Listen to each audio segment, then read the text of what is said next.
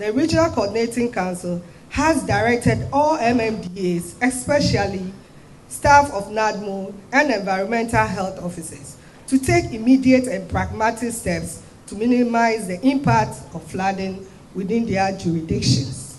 Key interventions currently ongoing across the region include the desilting of drains and gutters, removal of refuse and obstructions from drainage channels, inspection of waterways, demolition of unauthorized structures obstructing the free flow of water, and intensified public education campaign.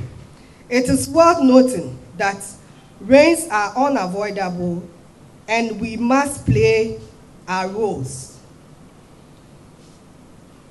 to mitigate the incidents. Additionally, all unauthorized lorry stations and transport terminals located along roads and within unauthorized public spaces that obstruct the free flow of vehicular and pedestrian traffic are to be removed immediately in the interest of public safety and effective city management.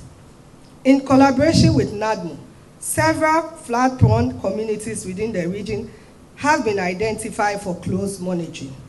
These areas include Kaneshie, Alajo, Odona, Circle, Weja, Tetegu, Ashalaja, Dansoman, Adabraka, Ashiaman, Tema Community 1 and 2, Madina, Adenta, Lakeside, Boteman, Pantan, and Kwabinya. Emergency response teams at both the regional and district levels have been activated and are working closely with the Ghana National Fire Service, Ghana Police Service, Ghana Armed Forces, and National Ambulance Service to ensure rapid response during emergencies.